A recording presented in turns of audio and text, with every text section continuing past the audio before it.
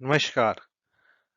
उत्तर भारत में अहोई अष्टमी का त्योहार बड़े ही धूमधाम से मनाया जाता है। इस साल 2020 में ये त्योहार 8 नवंबर के दिन आएगा।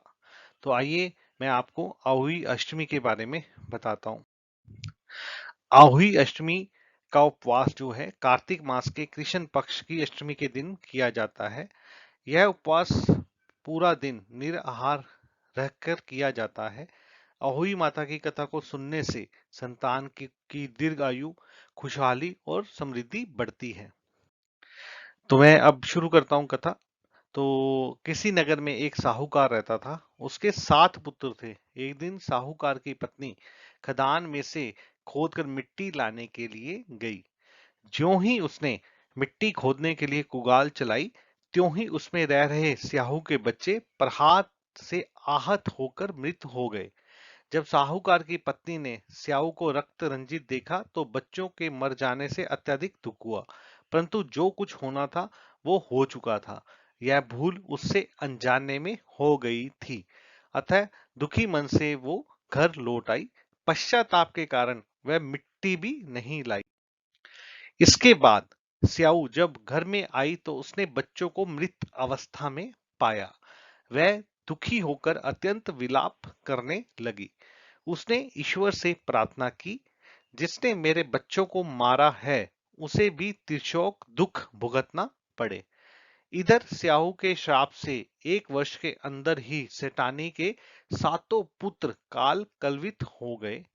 इस प्रकार की दुखद घटना देखकर सेठ सेठानी अत्यंत शोक आकुल हो उठे। उस दंपति ने किसी तीर्थ स्थान पर जाकर प्राण विसर्जन कर देने का मन में संकल्प कर लिया। मन में ऐसा निश्चय कर सेठ सेठानी घर से पैदल ही तीर्थ की ओर चल पड़े।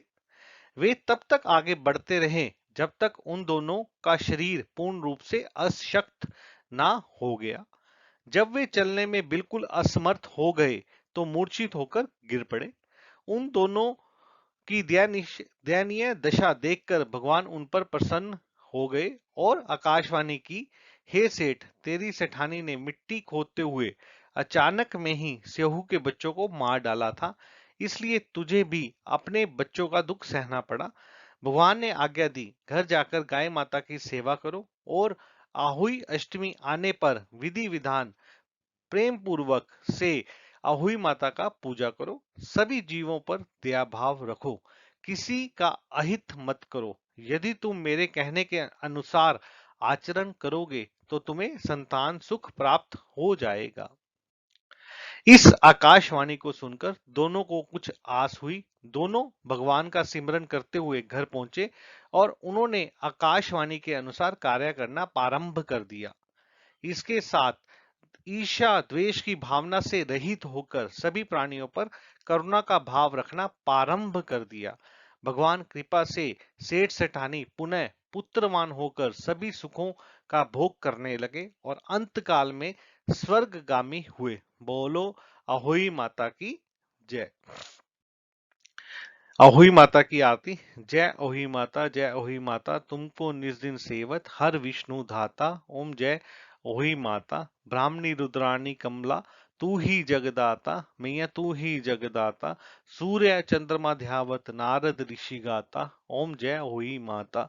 माता रूप निरंजन सुख संपत्ति दाता, मैया सुख संपत्ति दाता। जो कोई तुमको ध्यावत नित मंगल पाता। ओम जय अहोई माता। तू ही पताल बसंती, तू ही सुखदाता, मैया तू ही सुखदाता। कर्म प्रभाव प्रकाशक जग निधि से त्राता। ओम जय ओही माता। जिस घर थारो वासा वहीं में गुण आता, मैया वहीं में गुण आता। कर ना सके कर ना सके सोई कर ले, मन नहीं घबराता। ओम जय अहोई माता। तुम बिन सुख न होवे पुत्र ना कोई पाता, मैया पुत्र ना कोई पाता। खान पान का वैभव तुम बिन नहीं आता। ओम जय होई माता। शुभ गुण सुंदर युक्ता शीर निधि जाता, मैया शीर निधि जाता। रतन चतुर्दश तो को कोई नहीं पाता। ओम जय होई माता। श्री ओई माता जी की आरती जो कोई नर गाता, मैया जो कोई आता, उर उमंग अति उपजे, पाप उतर जाता, ओम जय ओही माता। मैं अपने ज्ञान सागर चैनल के माध्यम से आपके लिए इसी प्रकार से हर तरह की जितनी भी कथाएं हैं आपके लिए लेके आता रहूंगा भविष्य में। इसीलिए यदि आपको ये मेरा प्रयास पसंद अच्छा लगा हो तो कृपया मेरे चैनल को लाइक कीजिए, सब्सक्राइब कीजिए और ज्यादा से ज्यादा शेयर कीजिए। धन्यवाद।